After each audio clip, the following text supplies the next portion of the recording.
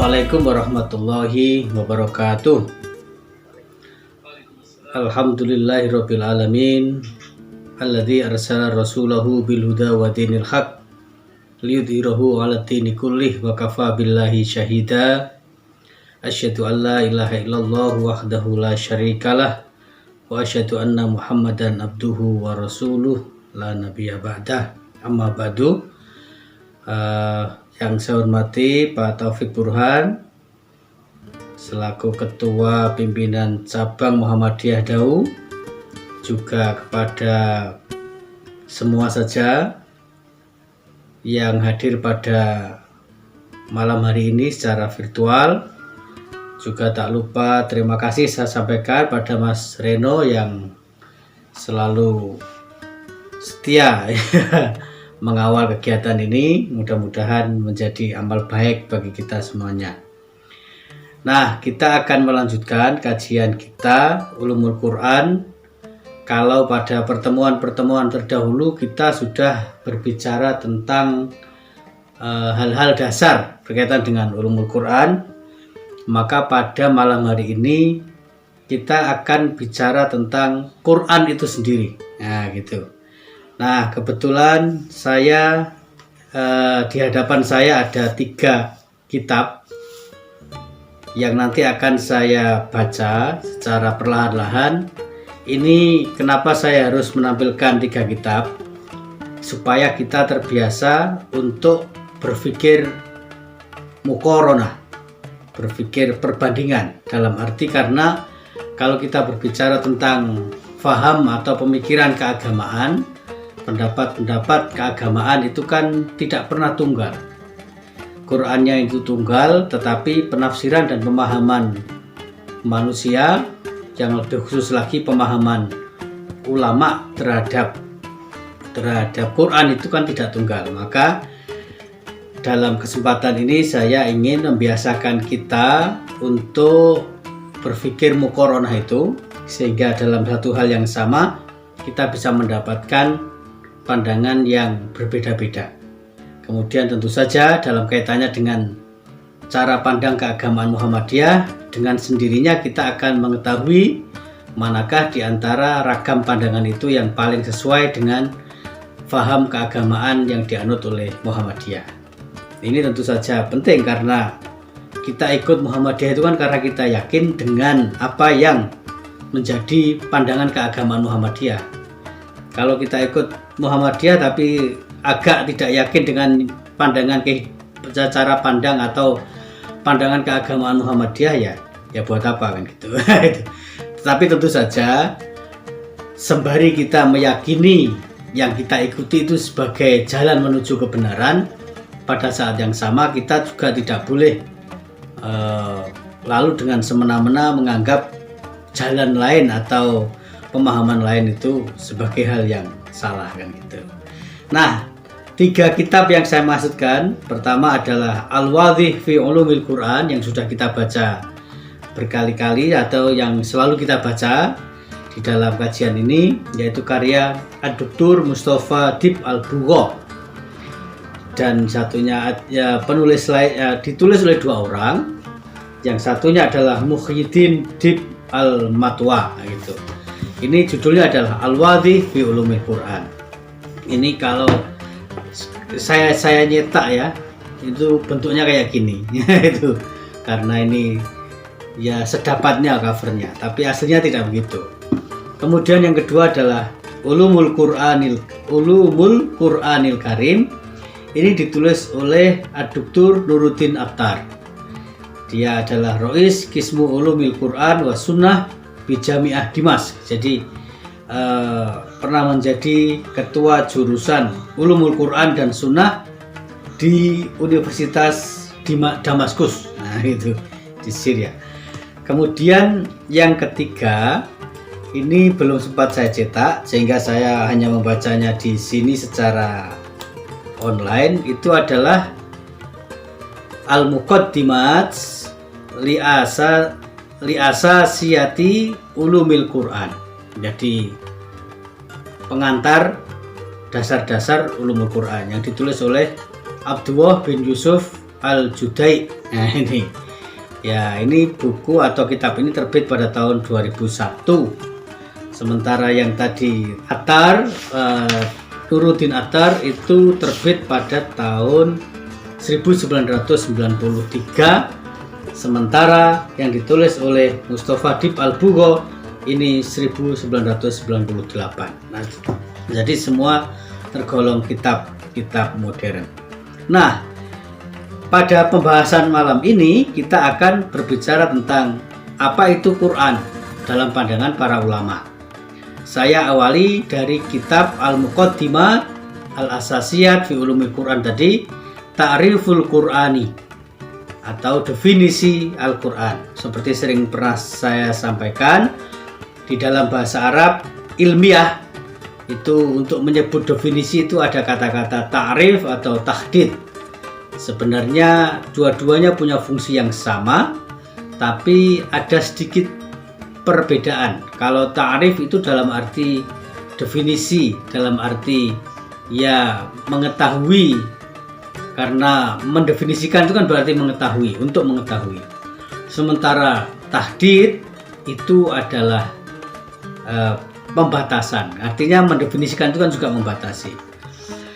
Nah, di sini dikatakan Al-Qur'anu fil lughatil Arabi, Al-Quran dalam bahasa Arab itu adalah, ini berarti pendekatannya kebahasaan atau etimologis, masdarun kal qiraati. Jadi kalau kita belajar bahasa Arab itu salah satu bahasa yang paling kaya di dunia ini ya bahasa Arab, karena bentukan-bentukan katanya itu sangat banyak. Misalnya kalau kita belajar tentang nahu ya, nahu sorof itu kan ada fiil, ada isim, ada huruf. Nah, isim itu kata benda, fiil itu kata kerja, huruf itu apa? Mungkin kalau disebut preposisi gitu. Nah, Al-Quran itu disebutkan sebagai, itu adalah masdar. Masdar itu berarti kata benda jadian yang diambil dari kata-kata kerja, kata kerjanya. Misalnya qiraah atau Quran, atau itu dari qiraah gitu. Maka di sini dikatakan bahwa Al-Qur'anu fil lughatil Arabi, Al-Quran itu dalam bahasa Arab secara kebahasaan merupakan kata benda jadian atau masdar dari sebuah kata kerja yang yaitu qiraah, kal qiraah, seperti qiraah. Contohnya itu qiraah, itu qiraah. Jadi qiraah yaqra'u qiraatan. Nah, wa maknahu al-jam'u, dan Quran itu maknanya adalah al-jam'u, kumpulan. Wa summiya al-Qur'anu alladzi anzalallahu ala Muhammadin sallallahu alaihi wasallam Qur'anan li'annahu yajma'u as-suwara wa yudhammuha. Nah itu. Nah, jadi arti Quran itu secara kebahasaan adalah kumpulan atau mengumpulkan ya. Wa summiya al-Qur'anu alladzi anzalallahu ala Muhammadin Qur'anan. Kemudian ayat-ayat atau apa-apa yang diturunkan oleh Allah kepada Nabi Muhammad itu disebut dengan Quran li'annahu yajma'u as-suwara, karena di dalamnya dikumpulkan aneka surat. As-suwar itu di sini artinya surat, suratun itu satu surat, suwarun itu adalah bentuk jamak dari surat. Jadi li'annahu yajma'u as-suwara wa yadhammuha, dan kemudian diagungkannya. Lalu definisi lainnya adalah tadi kalau secara kebahasaan, kemudian sekarang agak berbeda. Wa huwa ismun lil kitabi al-arabi al-munazzali ala Muhammadin sallallahu alaihi wasallam wal maktubi fil masahif. Wa huwa, dan Al-Qur'an itu adalah ismun, nama, lil kitabi al-arabi al-munazzali, bagi kitab bahasa Arab yang diturunkan. Nah, ala Muhammadin, kepada Nabi Muhammad, wal maktub, dan tertulis fil masahif, dalam lembaran-lembaran. Nah, al-mubtada'i yang diawali bil basmalati dengan basmalah, dengan bismillah, fasuratil fatihati, kemudian diawali dengan surahnya itu, kalau suratnya itu surat Al-Fatihah. Nah, kalau kita bicara tentang ini dulu sudah pernah kita bahas ya, sepertinya tentang basmalah itu bagian dari ayat Quran apa enggak, itu dulu sudah pernah kita bahas. Tapi di sini dikatakan al-mubtada'i, yang dimulai bil basmalati dengan basmalah, fasuratil fatihati dan surah Fatihah, wal muhtatami busuratin nisa'i, dan ditutup atau diakhiri dengan surah An-Nas, itu An-Nasi, bisuratin nasi, wal muhtatami bisuratin nasi, dengan surat An-Nas. Jadi ini definisi ya yang disampaikan oleh kitab Al-Muqaddimat Al-Asasiyah fi Ulumil Quran. Nah, bagaimana kalau kita sekarang membaca kitab yang lain, yaitu kitab Al-Wadi fi Ulumil Quran karya Mustafa Dib Al-Bugha. Nah, maka coba kita beralih ke kitab tersebut. Al-Qur'anu, kata Al-Bugha, huwa awwalu asma'il kitabi al-azizi wa ashhariha.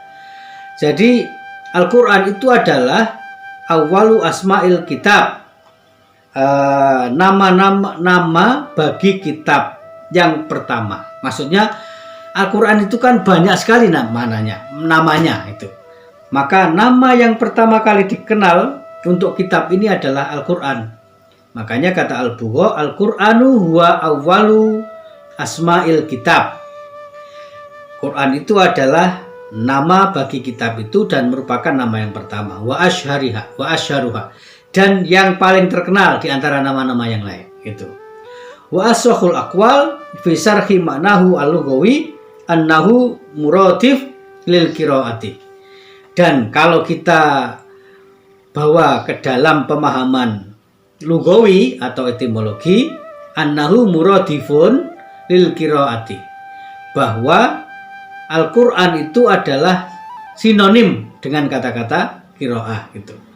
Nah, wa minhu qauluhu ta'ala, di antara yang menjelaskan atau yang memberikan kita keterangan tentang persamaan antara Quran dan qiraah itu adalah surat Al-Qiyamah ayat 17 sampai 18 dikatakan inna alaina jam'ahu wa qur'anahu.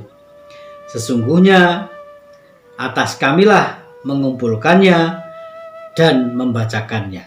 Akan tetapi kalau tadi kita kembali kepada definisi dari Al-Muqaddimah Al-Asasiyah fi Ulumil Quran tadi, Al-Quran fil lughah al-Arab itu maknanya adalah al-jam'u. Maka di dalam surat Al-Qiyamah ayat 17-18 itu dengan jelas juga kita temukan inna alaina jam'ahu wa qur'anahu.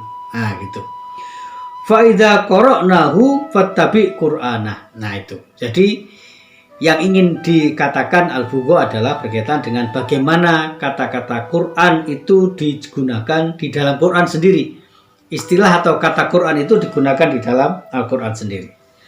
Summa nukila min hadhil makna al-masdari wa ju'ila isman likalamillahi al-munazzali ala nabiyhi Muhammadin salawatullahi wa salamuhu alaihi. Summa nukila min hadhil makna. Kemudian dari makna inilah dinukil nama ini menjadi isman likalamillahi ta'ala, likalamillahi al-munazzali, jadi bagi firman Allah yang diturunkan kepada Nabi Muhammad. Nah gitu. Wa qad qila, kemudian dikatakan inna ismal qur'ani mustaqun minal qurra. Nah, juga dikatakan bahwa nama Al-Quran itu terambil dari kata qurra bimakna al-jam'u. Nah, sama, yang maknanya adalah pengumpulan atau kumpulan. Li'annahu jama'a samaratil kutubi as-samawiyati as-sabiqah. Nah, kenapa disebut Quran itu adalah kumpulan? Tidak seperti yang kita pahami di awal tadi adalah merupakan kumpulan dari ayat-ayat dan surat-surat. Ternyata Mustafa Dib Al-Bugha ini punya makna yang berbeda.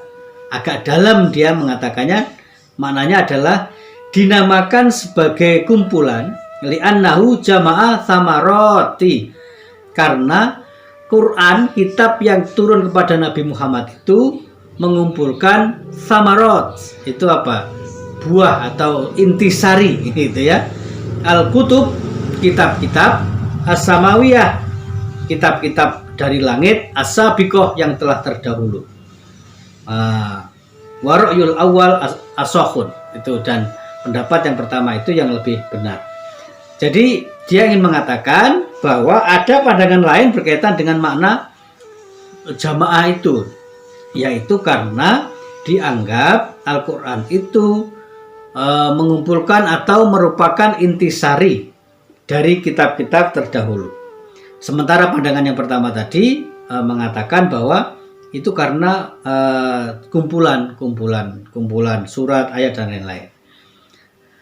Wadhaba al-imamu as-Syafi'i, kemudian Imam Syafi'i berpandangan ila anna lafdzul Qur'ani laisa mustaqon wala mahmuzan, bahwa istilah atau kata Quran itu bukan masdar, bukan jadian gitu, bukan jadian. Kalau tadi itu kan dari qira'a, yaqra'u Qur'anan, qira'atan Qur'anan gitu. Yang ada pendapat begitu kan. Wadhaba al-Imam Asy-Syafi'i, tetapi Imam Syafi'i tidak setuju dengan pendapat itu. Wa annahu qad urtujilla wa ju'ila ilman lil kitabil munazzal. Jadi memang namanya sudah begitu gitu loh. Namanya ya memang dinamakan Quran gitu saja, tidak usah dicari-cari apakah itu diambil dari qira'a bentuk masdar apa tidak gitu. Karena memang itu sudah dibuat namanya begitu gitu. Kama utliko ismut Taurat, seperti diberikannya nama Taurat ala kitabi Musa, bagi kitab Nabi Musa, kemudian Injil ala kitabi Isa alaihi wassalam, dan atau kitab Injil bagi kitab Nabi Isa. Jadi Imam Syafi'i tidak setuju kalau dicari-cari bahwa Al-Quran itu berasal dari kata-kata qira'a. Tapi kata dia ya sudah, memang namanya itu begitu gitu. Namanya sudah begitu, tidak usah dicari-cari apa dasarnya. Karena seperti Taurat atau Injil itu nama bagi kitab Nabi Musa dan Nabi Isa, ya sudah gitu aja kan, nggak usah dicari-cari asal katanya apa. Nah itu, jadi menarik sekali pendapat-pendapat itu. Kemudian kitab yang ketiga, nah ini kita masih bicara nama dulu. Ini kitab ketiga yang saya baca ini adalah Dr. Nuruddin Attar. Dia mengatakan di dalam halaman 10 ini, dia mengatakan Al-Qur'anu hadal ismu Qur'anun fil lughati ala asohil aroi masdarun ala wazni ghufron bimakna al-qira'ah. Jadi isim atau kata benda Quran itu secara kebahasaan menggunakan pola bahasa seperti dalam kata-kata ghufron, ghafara, ghufron, nah gitu. Kemudian qara'a Qur'anan, nah gitu. Ala asohil aro masdarun, dan menurut pendapat yang paling banyak berkembang itu adalah masdar, nah gitu. Bimakna al-qiraah, maknanya adalah bacaan. Wa minhu qauluhu ta'ala, dan lagi-lagi di antara ayat yang dikutip yang berkaitan dengan makna Quran itu adalah inna alaina jam'ahu wa qur'anah fa idza qara'nahu fattabi qur'anah. Nah gitu. Kemudian wa amma ta'riful qur'ani istilahan, sementara kalau kita berbicara tentang ta'rif atau definisi Quran itu secara istilah, menurut Attar, dia mengatakan faqat ta'addadat ta'arifu al-ulama'i lil Qur'ani. Kita tidak akan menemukan satu pendapat, satu definisi yang tetap, karena ta'addadat, banyak, bermacam-macam. Nah itu banyak sekali pendapat ulama berkaitan dengan apa itu Al-Quran. Kenapa banyak sekali pendapat? Kan bisa babi ta'addudiz zawaya allati yanduru al ulama minha ilal Quran. Oleh karena saking kayanya Al-Quran itu, sehingga para ulama itu ketika melihat sisi-sisi Quran itu selalu berbeda-beda. Nah gitu. 3 ulama melihat Quran, ternyata mereka mampu melihat sisi yang berbeda-beda, sehingga mendefinisikannya juga berbeda-beda. Jadi bukan semata-mata karena memang perbedaan manusia dalam memandang sesuatu itu hal yang biasa, tetapi juga karena secara mendasar dalam dirinya sendiri Quran itu mengandung kekayaan yang luar biasa. Sehingga dikatakan di sini bisa babi ta'addudi az-zawaya allati yanduru al ulama'u minha ilal Quran. Dikatakan begitu. Maka salah satu yang disampaikan oleh Nuruddin Attar adalah wa nahnu nakhtaruhuna at-ta'rif al-munasib. Nah, maka saya akan memilih, kata Nuruddin Attar, satu pandangan atau satu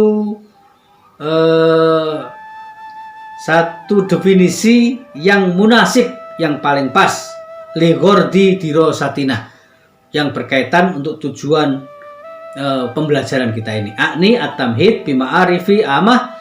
Nah, apa yang sedang kita kerjakan menurut Nuruddin Attar adalah karena kita ini sedang belajar dasar-dasar, yaitu at-tamhid bima'arifin amatin wahamatin.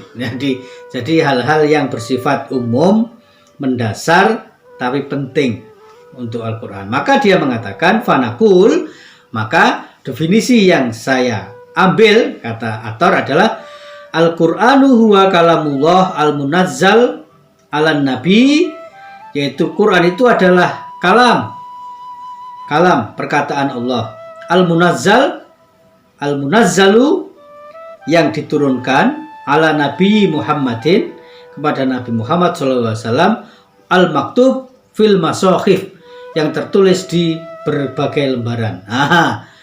Sama dengan yang tadi ya, kita menemukan wahwa ismun lil kitab al-arabi al-munazzali wal maktub fil masokhif. Bedanya adalah kalau tadi al-muqaddimat al-asasiyah mengatakan al-mubtada' bil basmalah fasuratil fatihah, yang ini lanjutannya adalah al-mangkul bit tawatir. Nah itu yang periwayatannya itu periwayatannya ya, cara transmisinya itu bersifat mutawatir dari bisa mata rantainya itu jelas. Al-muta'abbud bitilawatih, yang membacanya itu merupakan ibadah. Al-mu'jiz walau bisuratin minhu, dan memberikan mukjizat betapapun hanya membaca satu ayat saja dari Al-Quran itu. Nah, ini berkaitan dengan definisi ya dari 3 ulama, dari tiga buku atau dari 3 kitab. Nah, sekarang kita akan beranjak gitu, yaitu berkaitan dengan nama. Nah, gitu ya. Nama. Kalau tadi adalah takrif, kemudian ada lagi yang berkaitan dengan nama-nama, atau sebelum ke nama, saya ingin balik lagi ke kitab yang pertama tadi, yaitu Al-Muqaddimah Al-Asasiyah fi Ulumil Quran. Kemudian dikatakan wahuwa zatuhu al-maktub fil lauhil mahfuz. Kemudian zatnya Al-Quran itu, zatnya al-maktub fil lauhil mahfuz, sudah tertulis di lauhil mahfuz. Kama qala Allah Ta'ala, sebagaimana firman Allah dalam surat Al-Buruj ayat 21 sampai 22, bal huwa Qur'anum Majid fi lauhim mahfuz. Nah, tiada lain, Quran itu adalah suci dan berada di lauhil mahfuz. Ini memang jadi perbincangan di karangan para ulama berkaitan dengan Al-Quran. Sebentar lagi Ramadan, kemudian 17 Ramadan itu diperingati sebagai nuzulul Quran. Nah gitu. Tapi di sisi lain ada ayat Lailatul Qadri khairum min alfi syahr. Kemudian juga dikatakan pada Lailatul Qadar itulah diturunkan Al-Quran. Padahal menurut keyakinan sebagaimana kita dapatkan aneka informasi dari sumber-sumber keagamaan bahwa Lailatul Qadar itu terjadi pada umumnya pada malam-malam ganjil di 10 hari ketiga atau 10 hari terakhir di bulan Ramadan. Kalau begitu bagaimana? Nah, dalam hal ini terjadi banyak sekali pandangan tentang bagaimana hakikat dari turunnya Al-Quran itu. Maka di sini dikatakan bahwa dzatuhu al-maktub fil lauhil mahfuz. Sebenarnya Quran itu ya sudah tertulis di Lauhul Mahfuz secara total gitu menurut ini ya. Akan tetapi menurunkannya kepada Nabi Muhammad itu tidak serta-merta. Kemudian juga dikatakan di sini wafil kitabil maknun, terjaga kama qala ta'ala sebagaimana firman Allah di dalam surat Al-Waqiah ayat 77 sampai 79, innahu laqur'anun karim fi kitabim maknun la yamassuhu illal mutahharun. Nah, gitu. Ini ya. Kemudian juga dikatakan fi suhufim mukarramah. Jadi selain berada di Lauhul Mahfuz, kemudian dalam kitab yang terjaga, lalu yang ketiga adalah disebut dengan fi suhufim mukarramah, dalam lembaran-lembaran yang mulia. Sebagaimana firman Allah di dalam surat Abasa ayat 11 sampai 12, kalla innaha tadhkirah faman syaa'a dzakarah fi suhufim mukarramah marfu'atim mutahharah bi aidi safarah. Nah, dan seterusnya. Oke. Kemudian kalau sekarang kita lihat lagi. Lihat lagi bagaimana pandangan dari tentang makna Quran menurut Mustafa Dib Al-Bugho. Kemudian dia sudah mulai bicara tentang nama. Wa min asma'il Qur'ani, ternyata Al-Quran itu tadi dikatakan kan bahwa Al-Quran itu adalah awwalu asma'in, nama yang pertama dan yang paling terkenal dari nama-nama Al-Quran.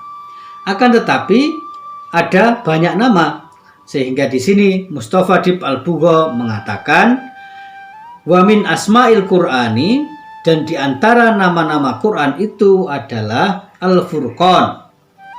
Kenapa disebut dengan Al-Furqan? Wa yakni annahul kalam alladhi yufarriqu bainal haqqi wal batili.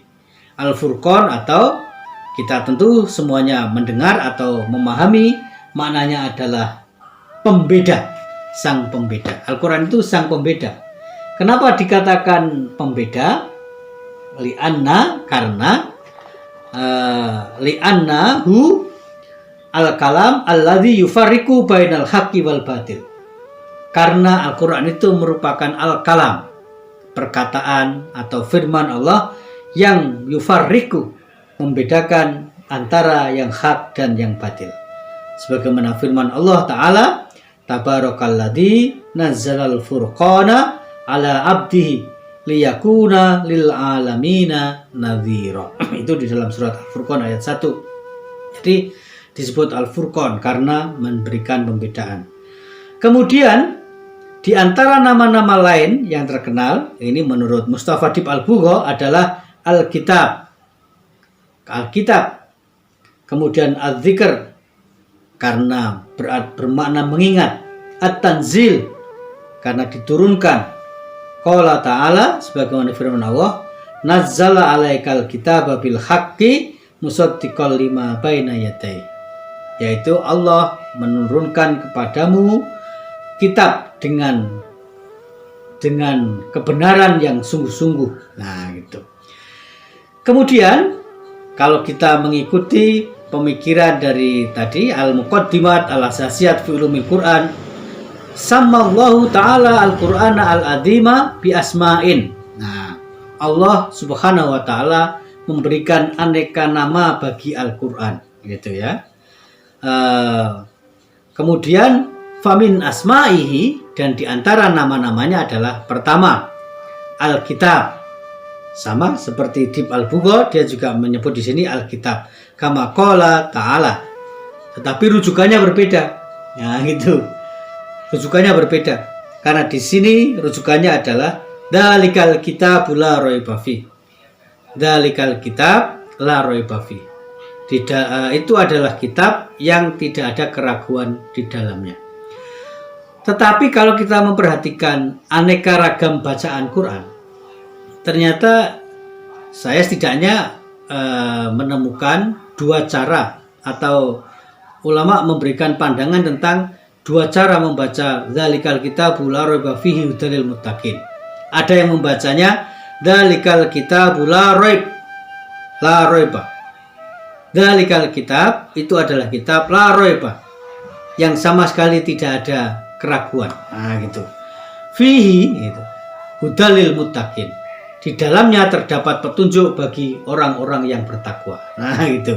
Jadi ada yang membaca Dzalikal kitabu la raiba fihi hudal lil muttaqin.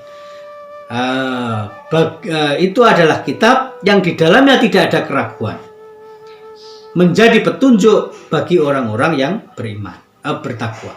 Nah, gitu. Tapi ada yang membacanya Dzalikal kitabu la raiba. Nah, itu la raiba. Itu adalah kitab yang tidak ada keraguan. Fihi hudal lil muttaqin. Di dalamnya terdapat petunjuk bagi orang-orang yang bertakwa. Nah, itu aneka bacaan ya. Kita tidak mempersoalkan. Yang penting adalah sebenarnya merujuk kepada makna yang kurang lebih sama, yaitu tentang validitas Al-Quran dari Allah. Dan yang kedua adalah tentang apa yang dikandung oleh Al-Quran. Kemudian yang kedua, nama kedua yang diajukan oleh Al-Muqaddimat Al-Asasiyah fi Ulumul Quran itu adalah kalam Allah. Disebut juga dengan kalam. Nah, kalau di sini tadi Dib Al-Bugha menyebutnya Al-Furqan, Al-Kitab, Al-Dzikr, At-Tanzil. Nah, di situ belum keluar kata kalam. Maka di sini disebut dengan kalamullah, kama qala ta'ala, sebagaimana firman Allah, wa in ahadun minal musyrikinas tajaraka fa'ajirhu hatta yasma'a kalamallah. Nah, itu. Jadi ini berkaitan dengan bagaimana tantangan, ya. Tantangan yang diberikan oleh Allah kepada kaum musyrikin ketika mendengar Al-Quran. Kemudian sama Al-Furqan juga di sini disebutkan. Nama ketiga yang diajukan oleh Al-Muqaddimah Al-Asasiyah di sini adalah Al-Furqan. Kama qala azza wa jalla tabarakalladzi nazzal al-furqana ala abdihi. Ya, sama. Kemudian yang keempat adalah Al-Dzikr, sama. Kama qala ta'ala, sebagaimana firman Allah, inna nahnu nazzalna dzikra wa inna lahu lahafidun. Itu ada di surat Al-Hijr ayat 9. Sesungguhnya kami Allah lah yang menurunkan Al-Quran, wa inna lahu lahafidun, dan kami jugalah yang akan menjaga Al-Quran itu. Kemudian nama kelima yang diajukan oleh kitab Al-Muqaddimah Al-Asasiyah fi Ulumul Quran ini adalah Al-Mushaf. Nah, Al-Mushaf.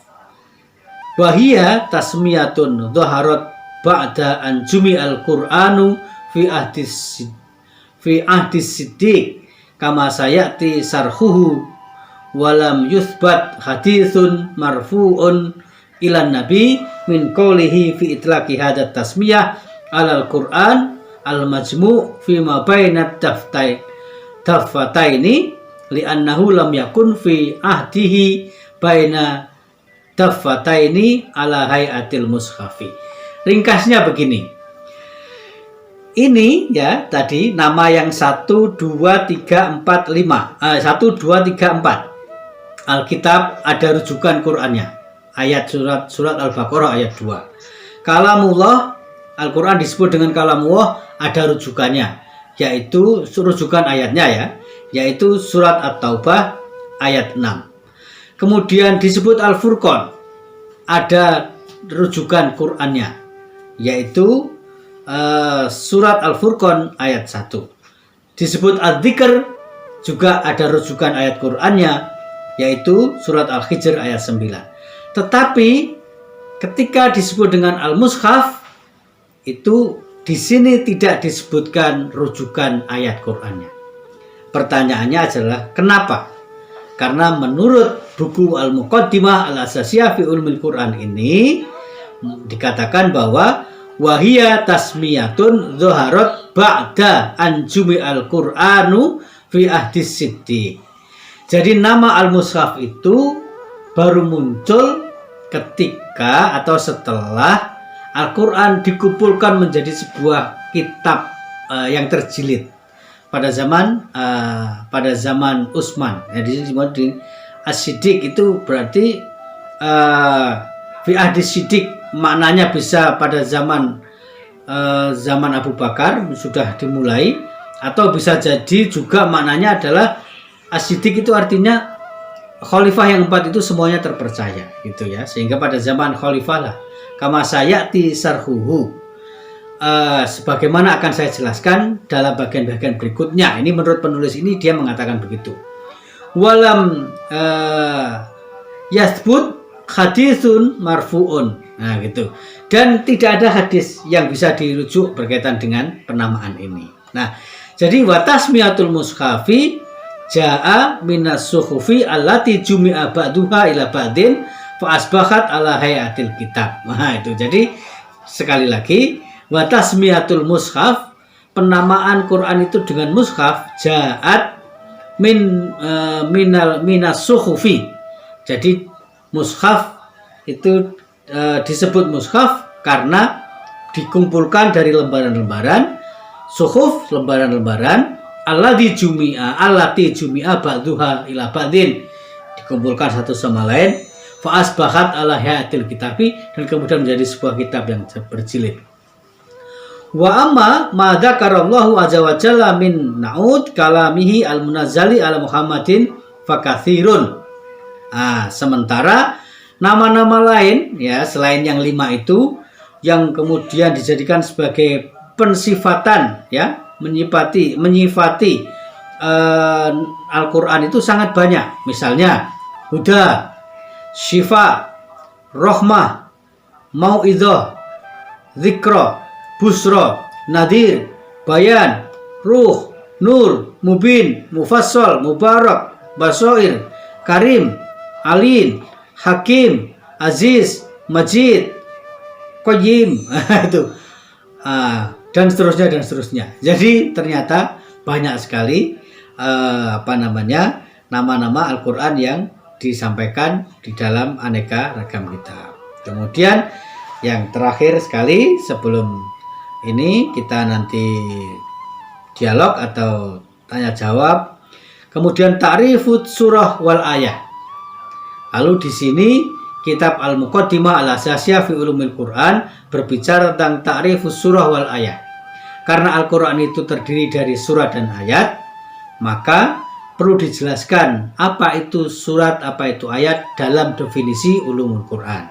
Di sini dikatakan as-suratu, surat itu, kila fi maknaha aqwalun a'daluha mayati. Jadi ada banyak penjelasan atau versi tentang apa itu surat. Tetapi yang akan saya jelaskan adalah seperti berikut ini, kata penulis buku ini. Al-awwalu, yang pertama adalah yuqalu suratun lil manzilati minal bina. Nah, jadi surat itu arti dasarnya adalah al-manzilah minal bina, tempat bangunan itu. Fasummiyatis suratu minal Quran bidzalika. Lalu kumpulan ayat-ayat itu disamakan dengan surat. Kenapa? Li'annaha manzilatun ba'da manzilatin maktu'atun anil ukhra. Karena itu seperti satu tempat setelah tempat yang lain gitu. Maktu'atun, terputus dari yang lain. Au li'annaha darajatun ila ghairiha. Karena disebut begitu karena terpisah, ditinggikan dari yang lainnya. Kemudian wathani asyarfu al-munazzalatu, jadi kemuliaan. Wa minhu qaulun alam taro anallahu a'ta suratan taro kulla mulkin dunaha bi tadabdab. Nah, gitu. Jadi ini yang kedua. Jadi makna kedua itu adalah kemuliaan yang diturunkan. Nah, gitu. Kemudian yang ketiga adalah wasalisu asluha suratun wahiyya baqiyatus syai'. Jadi dinamakan surat itu dengan surat itu, atau dinamakan surat itu karena wahiyya baqiyatus syai'. Jadi sisa atau baqiyah yang tersisa dari segala sesuatu. Turikal hamzu fiha tahsilan. Kemudian namanya itu suratun, bukan suratun, suratun. Jadi awalnya itu namanya suratun, bukan surah. Nah, kemudian turikal hamzu, hamzahnya dihilangkan supaya mempermudah fil kalam. Nah, walaihi takunu surah bimakna al-qit'ah minal Qur'an. Kemudian bacaannya menjadi surah, maknanya adalah al-qit'ah minal Qur'an. Nah, Bapak Ibu hadirin sekalian, jadi demikianlah yang bisa saya memandu membaca aneka kitab tentang ulumul Quran.